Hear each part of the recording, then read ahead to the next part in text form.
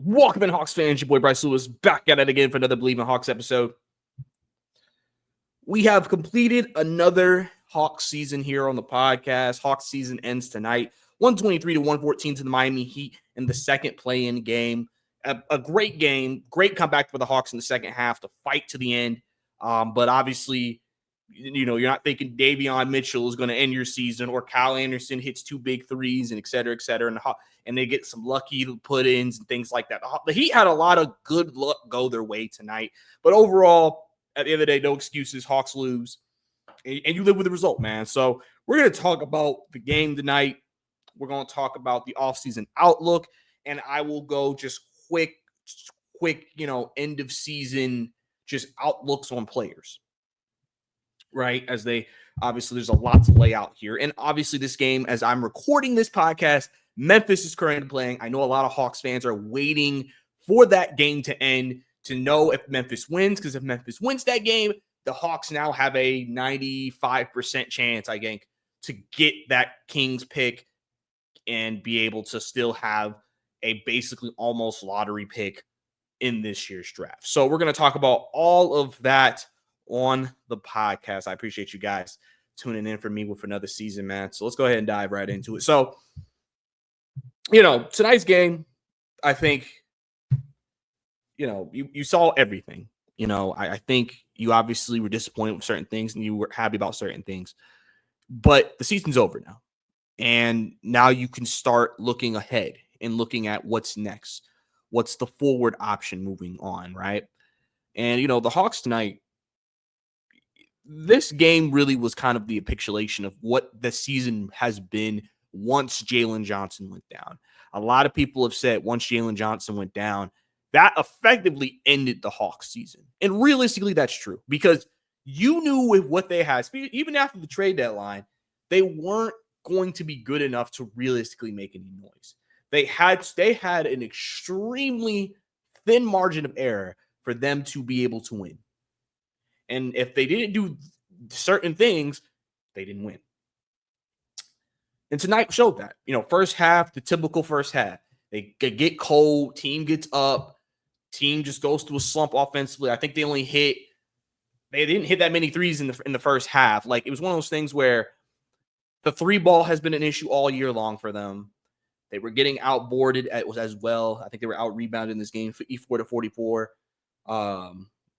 And Miami had 13 offensive rebounds to Atlanta's 11. That was obviously an issue. And then defensively, even though as every quarter picked up, I feel like the Hawks upped the intensity defensively, and that showed in the box score as the Heat scored less and less each quarter till overtime. So, or in terms of losing quarters. So I think it's one of those things where, you saw Zach not have a great two playing games. I hate it for him, but he wasn't good. As simple as I can put it to you. You saw Trae Young struggle in the first half, but you also saw Trae Young start hitting some big shots in the second, getting the game in overtime, hitting some big threes. You like I said, you kind of saw everything in a game that was extremely wild, but I also think you saw a team fighting for their lives, as what you want to see in a game like this. In a do or die season on the line game, you want your team to put it all out there on the line. And if they putting it all out there on the line, that shows they care, that shows that they're invested. Now, obviously, I know there was a play at the end of the game in the overtime where Trae Young, kind of allowed Donovan Mitchell to take a wide open three, missed it, and then some people will question his effort on the board as well. And he got the offensive rebound there. And, that obviously was a tough moment. But at the same time, there was also a play where Trae was diving for loose balls, and the entire team goes over to help him. You like I said, you just saw the encapsulation of everything in this game. You saw the connectivity. You saw the support, the love, the energy. State Farm Arena was rocking tonight. The fans were rocking tonight once the team got back into the game. It's just the Heat. They've been here before. They've been in tough situations. This is a team that you look at every year and you think we should beat this team, and then they beat you, and they're like, what the heck? They're not that much better than us, but they're just so well coached by Eric Spoelstra, and they just know how to win in these types of situations. And they've even had probably their rockiest year, obviously with the Jimmy Butler debacle and everything like that. But, at the end of the day, they ended the year winning 8 of their last 12. They started playing better basketball. And they came out tonight and they did what they needed to do, even when the Hawks rattled them a little bit. Tyler Hero becoming a shot maker. You ain't thinking Davion Mitchell's gonna beat you tonight, but he did. He was the fourth option. Wiggins can do something here and there. Bam. So it's just an encapsulation of so many different things coming out of this game. I mean, the Hawks tonight lost the field goal percentage battle. In a game like this against two teams that can struggle offensively, whoever wins that battle wins the game, and the Heat have won that the last 3 games, and that's why they've won 3 in a row, 50% to 43%. Hawks, like I said, only had like a few threes in the first half, was able to make more, finished with the same amount of threes as Miami in this game. Hawks actually shot 12 free throws tonight, make 10 out of 12. Miami missed 7, so they did leave a lot of points on the board. Heat at 33 assists to the Hawks 30. I already told you about total rebounds. Hawks knew in this game they needed to get out in the fast break for them to have a chance. They had 22 fast break points, so they did win that battle tonight. They were able to get to the fast break, which also helped to kickstart some of the runs they had in this game. But, Heat were able to overcome that. Hawks also were able to get 12 steals tonight. Miami had 8 blocks. So for a team that's not known for rim protecting, Bam Adebayo was very active under the rim tonight, especially on any guy coming into the paint off floaters like Trae Young. I think he blocked Trae Young 3-4 times. So obviously he was impactful from that perspective. And then also the Hawks had 21 points off turnover to the Heat 18. So some of the numbers that the Hawks needed tonight, they were able to get, and that's why we had the game we had. But again, when someone goes crazy like Davion Mitchell, who this isn't the first time he's gone crazy against the Hawks either. He's done that also in Miami. It's one of those things that's obviously really tough to see and deal with. And I said this on X, with this season. People are going to crash out and people are going to go insane about, the game and the season and, trade this person, fire this person. And the thing is that I think, people are just emotional. Obviously, you want instant validation. And so you see something that you're not happy about, you immediately have every negative thought when it comes to that. For me, I'm not looking at it that way. I said that I'm proud of this team. I'm proud of what they've been through this year because when this team was healthy, clearly they probably wouldn't be in this position. They probably wouldn't have been in the play-in, if I'm being honest with you. And we would be sitting at home waiting probably to play tomorrow, realistically, if we were able to stay healthy. And I think Brad Rowling made up a great point earlier this week about the trades. He said Bogey was going to be traded regardless. But if Jalen Johnson never went down, we may have kept DeAndre Hunter. And when they did it, they had to trade Hunter because who else are you going to trade to get players to even try to make up for Jalen Johnson? Because if you remember when we didn't have Jalen Johnson, even with Hunter, we were still really bad just because he was such a huge part of what we did. And so we needed more bodies in terms of just a body. And, people are going to obviously question that trade just because if Hunter plays really well with Cleveland, well, we could have had that. But there's a lot deeperness of that people don't take into account. When Jalen went down, I think the Hawks organization understood what the season was going to become, especially when they saw the games after Jalen went down. And they kind of were like, all right, well, at least let's start to get some financial flexibility. Let's start to try to create some opportunities and get some guys, some veterans in here who can play and, see what we can do with that. So tough stuff there. And you know what? Let me go ahead and dive into the off-season outlook for the team, right? Because one of the things this team did after the trade deadline when they acquired Mann, Niang, and LeVert is with Jalen Johnson going down, one of the big glaring issues with that was the Hawks basically needed LeVert, Niang, and Mann, or at least mostly 2 out of 3 of them, to be really good for them to be competitive. And I think naming those 3 players, that probably isn't best if that was the case. That probably isn't ideal, realistically, if you're the Hawks. I've said when Jalen gets back next year, the importance of Niang goes down significantly. LeVert still is important because he can do something that nobody else can really do, which is create his own shot outside of Trae. And, Mann, listen, Mann is a very just all over the place kind of guy. He has moments of greatness. He sometimes, and when the Hawks make these fake comebacks that people say, he's one of the guys who kickstarts them, but he also could be a guy who is the reason why we get down 10, 12, 14 points. I will go on record right now and say that if the Hawks get that Kings pick, I definitely can see them moving man in that Lakers pick and trying to see what they can get for that. Because you probably could find a guy who can give you what man gives you, but improve maybe maybe get you a better shooter or whatever. So obviously that is something that we have to keep an eye on depending on how things go tonight. But you had to rely on those guys a lot, and that isn't ideal, right? And so now you have to go into the offseason and try to construct a roster that will allow you to not need them as much. Because I personally think there's a decent chance 2 out of 3 of these guys will be back.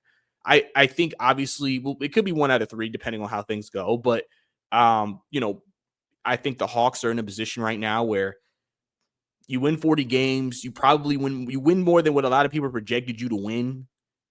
I tell people that, like, they won more games than people projected them to win. I think a lot of people keep looking at, they want the team to be better. They want the team to be great. Everybody in the national media, in the national audience, a casual fan, thinks if the Hawks are not winning championships and being for championships, there's no progress. There's no direction for this team. Trae Young is in a hopeless situation. And some people may think that, right, watching this podcast. But here's the thing. This season that the Hawks just had was different than the last 2 seasons. With the last 2 years with DeJounte, that first year of DeJounte was hope. Oh, we got another star. We could take the next step. It didn't happen. The second year with DeJounte was basically, is this our team? Is this really the best we can do? And so there was more of a helplessness in the second year of DeJounte was over. This year is different because people are going to say, well, y'all still lost in the play-in. Y'all still didn't have a winning season. We improved our win total, right? And, I think the biggest thing for this team is that the Hawks organization can look at their team and say, we have players here that we think can get better. And that will obviously lead to steady improvement. Like, don't think the Hawks are going into next year thinking they're going to be worse. The Hawks are thinking, all right, next step, make the playoffs. That is the next step next year for this team. Make the playoffs. Make the postseason. And really, since you didn't make the playoffs this year, you're just trying to be a top 6 seed, realistically. You're trying to be a top 6 seed in the Eastern Conference, which we know pretty much is going to probably be Boston again, probably Cleveland. We'll see where the Knicks are, and then we'll see how Detroit is obviously an up-and-coming team. Pacers are a team. Bucks are a team. Hawks can get their way in there. Obviously, the big thing for them is just health and et cetera, and obviously getting guys coming back, having guys improve moving forward, right? So let's look at some of the other things in the offseason outlook for the Hawks. Obviously, Bobby Marks on Twitter posts, whenever teams lose, what their offseason looks like. So this is his 2025 offseason outlook. He posted what to watch for the future of Trae Young, extension eligible this offseason. I'll touch on that. I know a lot of people sometimes, like I said, have a bad taste in their mouth after, some of the effort, especially the Davion Mitchell play. But I mean, obviously Trae Young is the engine for this team. He like the offense, as you continue to see, struggles to operate when he's not on the floor. He is the engine for this team. I've said on this podcast multiple times that when Trae talks about the season, he talks about the team, he sounds like a man who is he sounds like, to me, is going to be here. Now, tonight, after the game, he did feel like not making the postseason is a failure for him. He did say that tonight after the game. I've always said that how the season ends could obviously change things for him. But I would not be surprised if the Hawks do go into this offseason and Trae Young maybe is taking this, Trae Young is taking this as like, listen, I felt like we were close. Let's see if we can move forward, right? But we'll see how Trae Young handles it. I feel like we're probably not going to hear too much about that extension probably close to the NBA draft. Obviously, I don't know what date Trae Young can go ahead and get the extension done. I don't know if he can just go ahead and get it done or what that's going to look like. Well, or if he goes into next season and just kind of plays it out and sees what happens. That's something we have to keep an eye on. The Dyson Daniels rookie extension. Obviously, Dyson is eligible for extension. A really strong first year as a starter. I'm a defensive of the year candidate. A most proven player of the year candidate. A guy who has become a revelation for this team. Everybody loves Dyson Daniels outside of one person.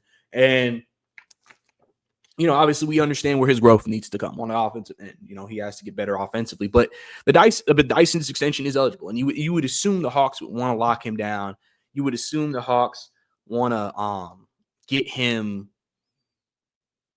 him nailed down as part of their future core. Third thing he said to watch was, how does this roster take the next step?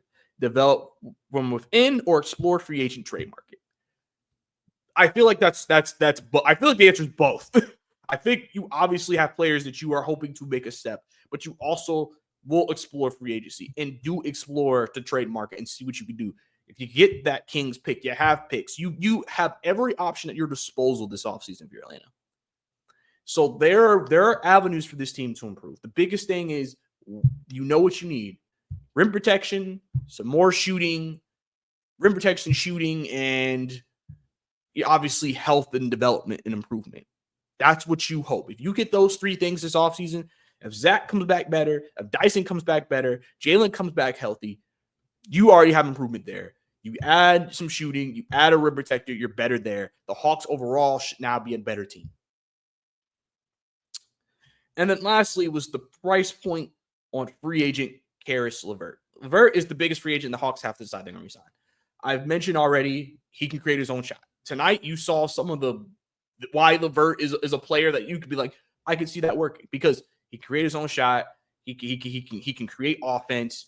He's improved as a defender. There's a lot of positives here. The question is what is LeVert looking for financially?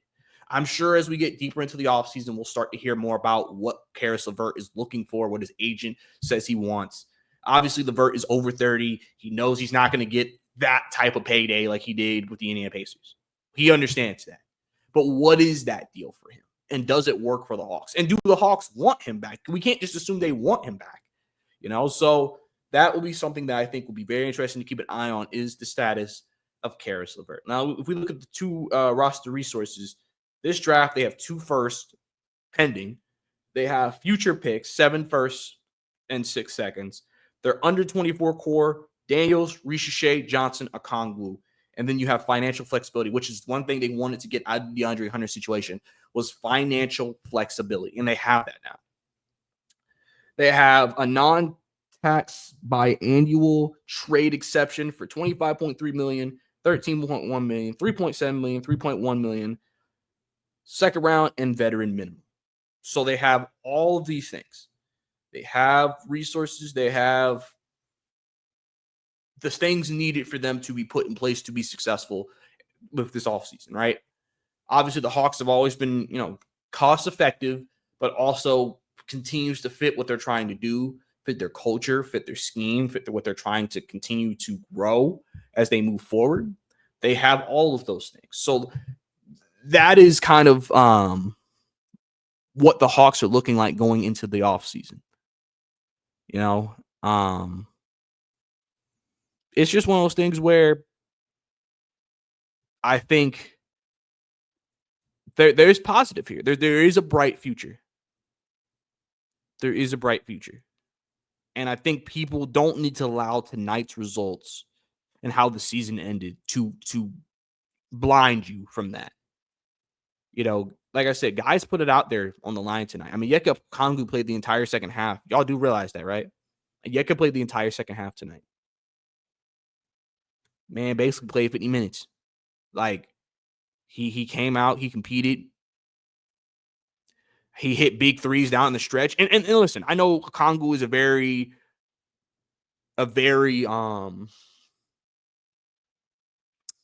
he's a very controversial part of this team because people just feel like with his height, they don't know if he should be the starter.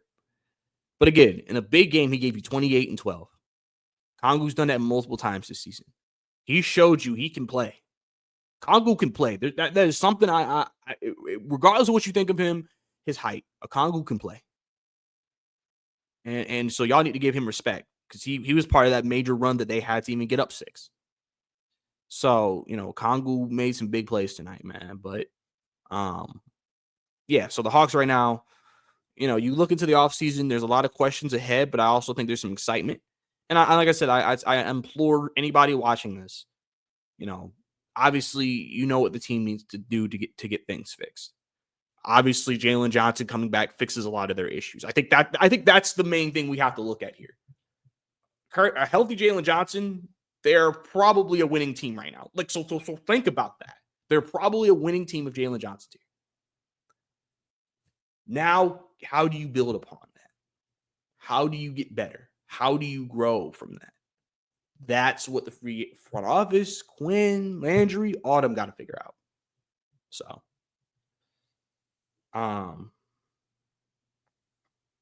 so we'll see. But now we'll go into each player tonight. I'll go through who I want to go through. Probably like 10 guys tonight, 11 guys tonight. I'll talk about nothing too crazy long, but just some quick hits. And if y'all have any comments or thoughts about any of these players, definitely leave it down below.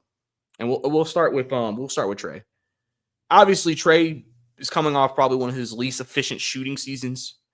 I know, obviously, this is one of his best passing playmaking seasons. And I think the evolution of that will continue going into next year. I think the Hawks still want to use his playmaking as his primary source of impact on the team with the ability to score when needed.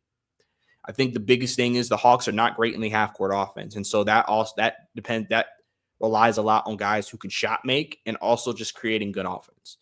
You really hope Dyson and Zach can improve in their games next year as they'll be starters to help with that half-court offense. And then obviously Jalen Johnson will help just because, again, one thing about Jalen Johnson is he's a mismatch for a lot of teams. Like Miami, he would actually be a bit of a mismatch for them. Now with Khalil Ware, that might change a little bit, but still at the same time, he's a guy who could probably impact this game that was played. But Trey, I think, I think every star has things you don't like and you do like. And we know what those are with Trey. When he's great, he's great. When sometimes it's not good, it's not good. But, we'll see how he feels as some days, some weeks, some months going into the offseason. And we'll see how Trey, and I'm sure Trey's just going to keep an eye on what the team does. Like I said, the thing is, Trey doesn't have to sign an extension early in the offseason. He can wait. Remember, Giannis didn't sign an extension until after he saw what the team did. Trey Young may take that exact same stance this offseason. So, we'll see what happens with Trey as we move forward. Dyson tonight, obviously, I talked about what he's done. Big thing for him, just get better offensively. He hit a big three in this game. Just improve your three-point shot, get more confident in that, improve your offense, being able to create for yourself, because I feel like he has potential. He can attack the rim, and especially because sometimes he'll be guarded by smaller players. Dyson, I think, is just getting the ability to be able to feel more confident in attacking those matchups and really in dominating those matchups, because if he can become a weapon offensively, it just makes the offense that much better. A guy who can maybe do a little bit more off ball as well. So, Dyson just improving that, and obviously just continuing to be Dyson, being the gritty defensive player that he is, defending the ball, creating turnovers for his teammates, helping the team get in fast transition. I've said this about the backup point guard position. I do not think Atlanta is going to intentionally make Dyson play backup point guard next year. They just know they can if they have to. So I believe he will probably go back to be primarily a 2-3 without having to play that role. We'll see how the offseason develops, but that's my thoughts on Dyson in that regard. Zachary, obviously, as we mentioned, terrible 2 playing games, right? Rookie was not good tonight. 1 of 11 tonight, 0-7 3. Really, really tough way to end his rookie campaign. Won't probably win rookie of the year. But I think for Zach, there's a lot of potential because we've seen the flashes of what he can do. He can score off ball really well. He can cut. He's a good finisher at the rim. And again, for him, it's the same thing, just creating offense, learning how to create offense, learning new moves, giving himself, and obviously putting on weight. He's still a skinny kid. He's only 20. putting on more weight, getting stronger, so then he can defend bigger bodies, but at the same time also take more content and create more maybe finishing with contact and things of that nature. And just like I say, improving his handle, getting his handle tighter. There's so much work that needs to be done with him. But from what you've seen from him this season, it's if he can improve all of those things, it seems like Zachary can become a really, really legit player. And I think, again, that's where you have your excitement with a guy like him. So future's bright for Zachary Richichet. I won't allow these last two games to destroy that for me. I know, like I said, some of y'all going to crash out because that's what y'all do, but I'm bright on Zach. Muhammad Gay didn't play a lot tonight. You saw tonight, especially offensively. Again, that's where he has to make his improvement. You can see, especially against teams who will put pressure on him. He's not confident. He's not strong with the ball. If Gay can either Gay needs to be able to hit threes on a more consistent basis, or he needs to get more of a inside presence, and obviously also put weight. We know that he has good rim protection. He's a good rim protector, good weak side rim protector, a good defender. I mean, he really played really well against Paolo defensively in the first playing game. It's just about him offensively. If he could just become somewhat of a threat offensively, that would be big for him. And here's the thing: if the Hawks do go with him next year as the backup 4, again, he's not going to be asked to play a lot of minutes just because Jalen will be back. So now, if you compare Mo Gay with a center, rim protecting center, now you got 2 rim protectors you got on your team, and that can be big. And then we'll see if they re-sign Larry Nance. So I think Mo Gay, again, he's going into this offseason with I'm very curious to see where the Hawks see him next year. Is he in the rotation out of the bat? Are they looking to try to get him out of the rotation and get another guy in place? I think that's going to be one of the big questions because George Niang is still also under contract for another year. But again, Hawks could move him. We'll see. And then Onyeka Okongwu. Obviously, as I mentioned him just a few minutes ago, again, a guy who's shown he can get you 20 and 10. Can't say he can't. He does it.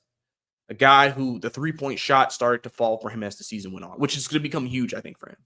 Just being able to hit threes from the outside. Obviously, you don't want him to fall in love with that shot, but the fact that he's been able to hit some big threes in the last few games, I think has been huge for him. A good versatile defender. You saw that he pickpocketed Hero tonight. Obviously, we understand with his height, there's limitations as a rim protector. That's why it's important just in general to get a bigger team around him. Jalen will help with that. Gay helps with that. Adding another big body can help with that. But you can clearly see how Okongwu can work for this team. Like, there is a clear path there with Okongwu and what he can do. So I think sometimes, again, we have to take into consideration, how can we make it work better around him? It isn't the answer is not move him. You're not moving Okongwu unless you're getting a star realistically. So if they're not getting a star, that's out of the question. It's about, okay, we see what he can do. How can we continue to add to that? How can we continue to help him be better and help our team be better with him on the team? Every piece fitting. That's what you try to do when you build a roster.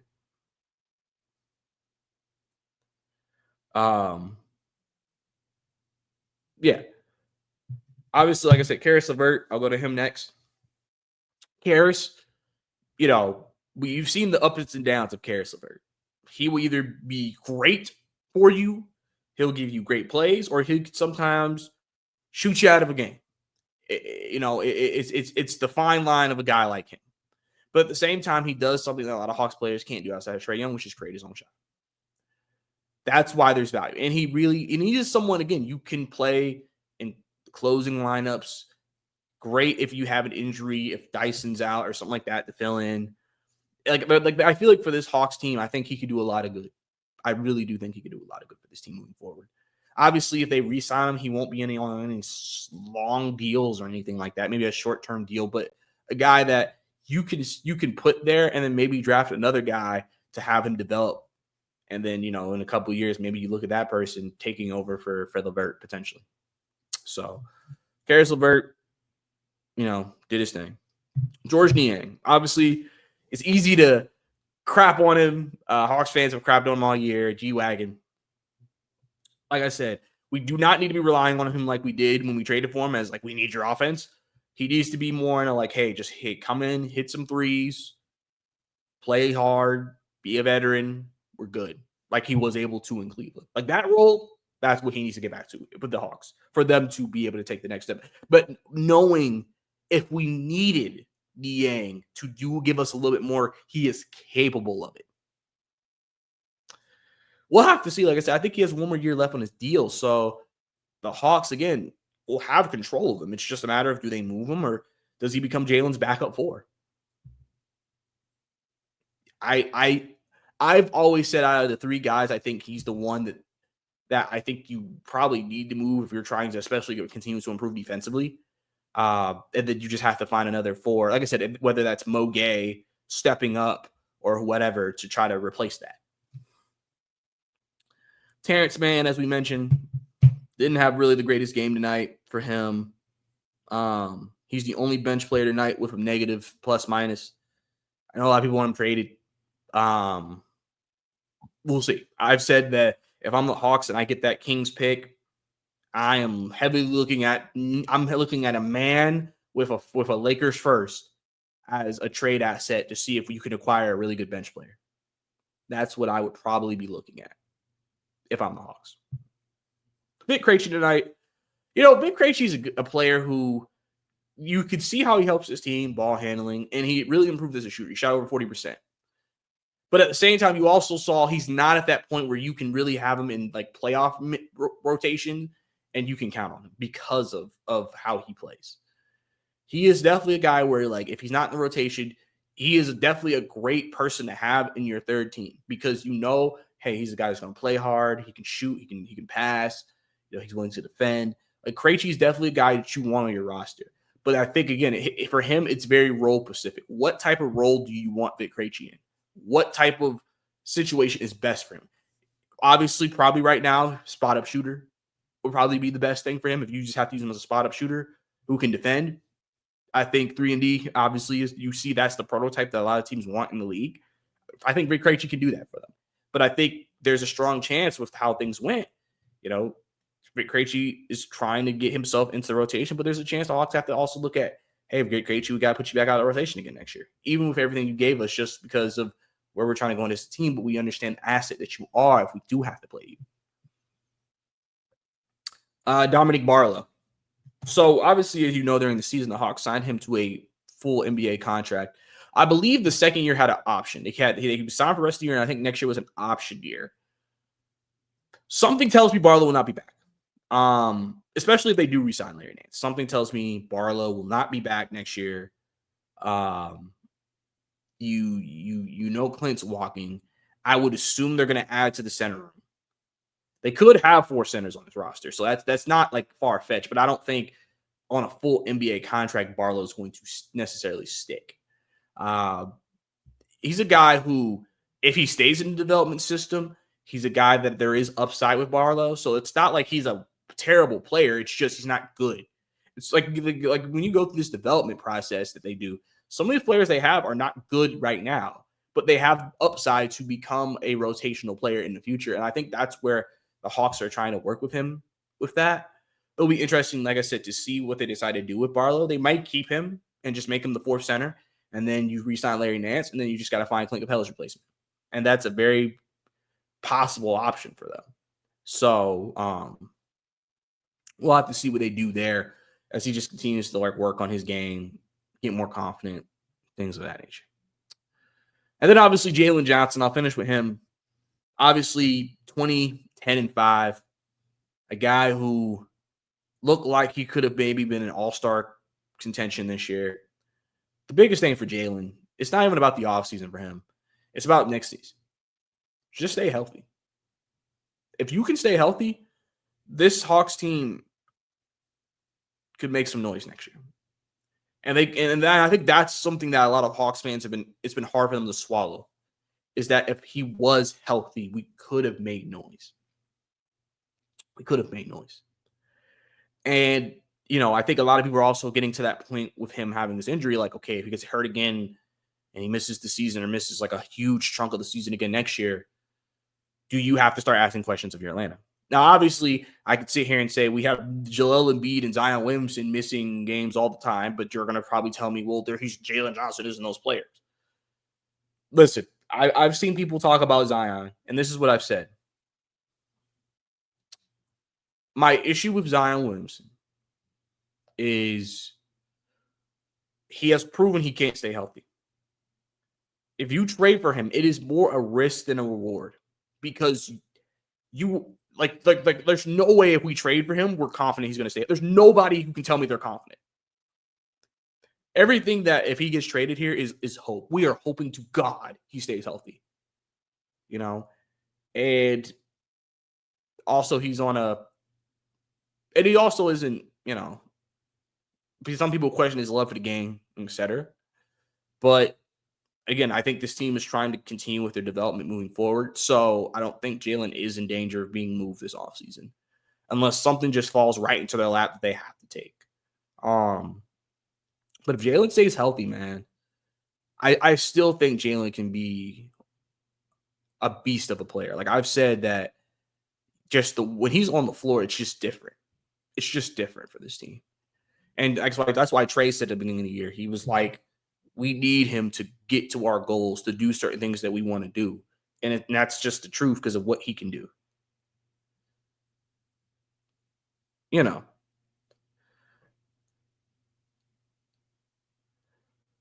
We'll have to see, I think finishing this up, the Hawks have a lot of fuel. A lot of their players have fuel going to the offseason. A lot of guys are going to look to make the next step. Your season is ended now. It's April, middle of April, right? You don't play again. You don't probably come back for camp till what? Late September, October, early October. You have a few months. I know some guys are going to obviously take time, take a vacation, take a break, go relax a little bit. And there's going to be some guys we're going to be seeing in the next couple of weeks back in the gym working. I would not be surprised if Zach does that. I would see Zach going home, seeing his family, and then going right back to the gym. Like, there's so much potential with this roster. It's just fixing the holes, rim protection, shooting, and seeing how it meshes. We'll see how Trae Young plays out the offseason. We'll see if any sections are signed. We'll see how he plays his situation. We'll see what Landry Fields does. Last time I checked, before I go on the pod, the Memphis Grizzlies are up 17. So unless they completely collapse, they seem to be taking care of business, which bodes very well for them getting the pick.